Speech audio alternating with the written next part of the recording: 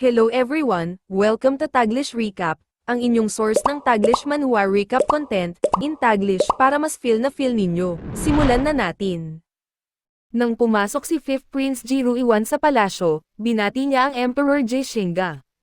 Tinawag ng Emperor si Jiruiwan na Imperial Uncle at sinabing hindi na niya kailangang maging masyadong magalang. Sinabi ng Emperor kay Jiruiwan na mabilisang tingnan ang kanyang mga anak at alamin kung sino sa kanila ang may potensyal. Lahat ng mga anak ng Emperor ay nakatingin kay Jiruiwan na may pag-asa sa kanilang mga mata dahil narinig nila na kaya ng Imperial Uncle na makita ang aura ng isang tao. Kapag nabigyan sila ng magandang impresyon, magkakaroon sila ng pagkakataong magtagumpay. Tiningnan ni Jiruiwan ang espada na ginamit ng Emperor para patayin si Jichong, na naroon din sa silid.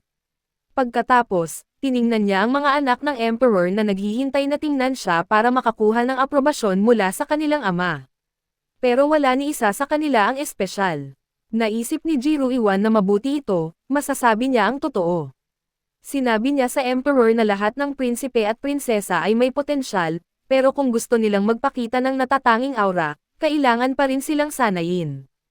Tinanong ng Emperor si Jiruiwan kung sigurado ba siya na wala ni isa sa kanyang mga anak ang kapansin-pansin. Naglabas si Jaeshinga ng malakas na aura at sinabing huwag mag-alala si Jiruiwan. Sumagot si Jiruiwan na ikinalulungkot niya, pero totoo ang lahat ng kanyang sinabi. Tiningnan siya ng Emperor ng seryoso, pero bigla siyang tumawa at nagpasalamat kay Jiruiwan sa kanyang pagsusumikap. Sinabi niya sa kanyang mga anak na maaari na silang umalis para sa araw na iyon. Pero biglang napansin niya na wala si Prince Hongyi. Tinanong ng Emperor si Unikai kung ano ang nangyari. Nang marinig ni Jiruiwan ang pangalang Hongyi, naisip niya, ito ba ang second prince na gumagawa ng kalokohan? Ipinaliwanag ni Unikai na ang second prince Hongyi ay may diarrhea at darating na lang mamaya. Nagsimulang mag-usap ang iba pang mga prinsipe at prinsesa, sinasabing, si Hongyi, gaya ng inaasahan sa kanya. Kung siya yun, wala rin namang magbabago. Sabi ng iba, kahit tingnan pa siya o hindi, wala nang kailangang aksayahin pang oras sa kanya. Inutusan ng Emperor si Unikai na ipatawag ang Imperial Physician at si Hongyi, at hayaan ang Imperial Physician na tingnan ang kalagayan ni Hongyi. Bigla, isang boses ang narinig, narito na ako. Dumating ang second prince na si Hongyi. Pero sa kanyang unang hakbang, natapilok siya at natumba sa harap ni Jiruiwan. Tumayo si Hongyi at humingi ng paumanhin kay Jiruiwan dahil aksidente siyang natumba sa harapan nito. Inabot ni Jiruiwan ang kanyang kamay kay Hongyi upang tulungan siyang tumayo. Tumawa naman ang ibang prinsipe at prinsesa habang pinagtatawanan si Hongyi. Bagamat nahihiya si Hongyi, napansin ni Jiruiwan ang isang maliit na golden dragon sa kanya. Napakagatlabi si Jiruiwan sa nakita habang tinutulungan niyang tumayo si Hongyi. Sinabi ni Jiruiwan sa Emperor na hindi na kailangang ipatawag ang Imperial Physician dahil siya na ang titingin kay Hongyi. Hinawakan ni Hongyi ang kamay ni Jiruiwan at nagpasalamat sa kanyang Imperial Uncle. Habang natatakot si Hongyi, dahan-daang bumulong si Jiruiwan sa kanyang tainga, kung gusto mong mabuhay, mas mabuting umalis ka na sa kabisera sa lalong madaling panahon. Nagulat si Hongyi sa narinig. Tinanong ng Emperor si Jiruiwan kung kumusta si Hongyi. Sinabi ni Jiruiwan na ang second prince ay may mabuting puso at wala siyang masamang intensyon. Lalong nahiya si Hongyi habang patuloy siyang pinagtatawanan ng ibang prinsipe at prinsesa, sinasabing, walang kwentang basura talaga siya, kaya syempre wala siyang gagawing masama. Sa labas ng silid, naroon sina Chunyangzi at Mujian. Narinig nila na pinauwi na ng Emperor ang lahat ng kanyang mga anak. Ngunit pinaiwan si Jiruiwan. Sinabi ng Emperor na gusto niyang ipakilala ang dalawang tao sa kanya. Naglakad na si Mujian papasok sa silid. Tinanong siya ni Chunyangzi, dahil inihayag mo na ang iyong pagkakakilanlan noon, hindi ba magiging masama ang tawag ng Emperor sa atin? Sinagot siya ni Mujian, huwag kang mag-alala. Ayon sa iyong sinabi, pinilit mong ihayag ng isang eksperto mula sa Zhao Clan ang sarili nito. Sigurado akong magiging mapagpasalamat ang Emperor sa iyo. Pagkatapos, tinawag ng Emperor ang dalawang immortal upang pumasok. Sinabi ni Mujian kay Chunyongzi, tara na, ako na ang bahala dito.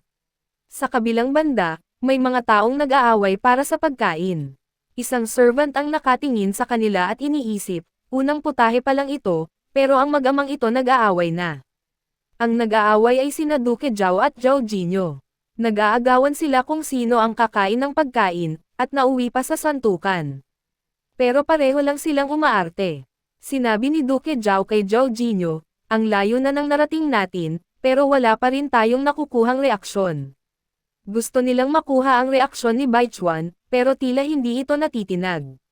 Mahinang sinabi ni Zhao Jinyo kay Duke Zhao na itigil na ang pag-arte. Pagkatapos, normal niyang sinabi kay Duke na ibibigay na lang niya ito sa kanya. Biglang itinapon ni Duke ang kanyang chopsticks at sumigaw, ayoko na niyan. Mahinang tinanong ni Duke si Zhao Jinyo, sigurado ka bang ayos lang ito? Ang taong nakapansin sa Northern Wasteland sword mo ay nasa harapan mo lang, pero wala pa rin siyang reaksyon. Nakakainis na. Sinabi ni Zhao Jinyo kay Duke Zhao na huwag magpanik. Naisip niya na ang mga tao rito ay karamihan mga pinuno ng vassal states at matataas na opisyal. Pero wala siyang nakikitang anumang senyales ng ambush sa bulwagan, at wala ring reaksyon mula kay Baichuan, na talagang kakaiba. Bigla, napansin ni Zhao Jinyo ang isang bagay. Nakita niyang gumagamit si Baichuan ng drifting consciousness.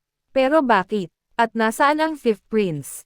Naisip ni Zhao Jinyo, iniingatan ba ng consciousness ni Baichuan ang Fifth Prince? Pero para saan? Nasa panganib ba siya? Ngumiti si Zhao Jinyo at inisip, mukhang hindi ganoon kaayos ang Imperial Palace na ito. Samantala, nang parehong pumasok sina Mujin at Chun Yongxi sa palasyo, ipinakilala sila ng Emperor kay Jiru Iwan bilang mga immortal mula sa Tai Sect. Nagulat si Jiru Iwan sa kanilang nakita. Pinapawisan siya ng husto dahil kanina pa niya iniisip, paano kung napakahina ng aura ng Calamity at hindi ko ito mahanap. Pero nang makita niya si Mujin, naisip niyang walang kwenta ang pag-aalala niya dahil ramdam na ramdam niya ngayon ang aura ng Calamity sa paligid niya. Naisip ni Jiruan, ang taong ito ang magdadala ng kalamidad sa mga tao kung hindi siya papatayin. Itinuro ni Jiruan si Mujin at nakiusap sa Emperor na patayin ito kaagad. Sinabi ni Jiruan sa Emperor na ang aura ng taong ito ay ang Mars Calamity. Kung hahayaan siyang mabuhay, magdadala siya ng kaguluhan sa mundo balang araw. Tiningnan ng Emperor si Mujin at inisip, talaga bang siya ang Mars Calamity?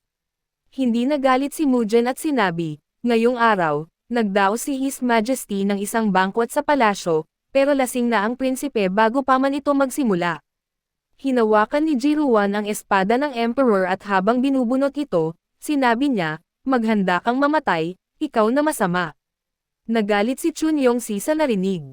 Itinaas niya ang kanyang espada at naglabas ng spiritual energy patungo kay Jiruan. Hindi man lang maibunot ni Jiruan ang espada dahil sa lakas ng presyon mula sa kapangyarihan ni Chun Yongxi. Nagtataka si Jiruan kung bakit hindi siya makagalaw. Tinawag ni Jiruan si Baichuan. Biglang naglaho si Baichuan sa anyo ng puting ulap. Lumitaw ang puting ulap sa likod ni Jiruan, kaya't nagulat siya. Tinawag niya si Baichuan at inutusan itong patayin si Mujin. Lumitaw si Baichuan sa likod ni Jiruan at sinabing gagawin niya ito. Nagulat si Chun Yongxi nang makita ang Fifth Jagwo na si Baichuan. Sinabi ni Jiruan kay Baichuan, ang aura ng taong nasa tabi niya ay napakalakas. Ang kanyang cultivation ay malamang nasa Light Immortal Realm. Mag-ingat ka. Tumawa si Baichuan at sinabing, naintindihan ko. Naglabas si Baichuan ng spiritual blades at sinimulang atakihin si Chun Yongxi. Pinipigilan ni Yunikai ang spiritual blades ni Baichuan na makaabot sa Emperor Je Shinhei. Nagulat si Yunikai na talagang inatake ni Baichuan si Chun Yongxi. Gumawa si Chun Yongxi ng barrier upang ipagtanggol ang sarili at si Mujin mula sa mga atake ni Baichuan.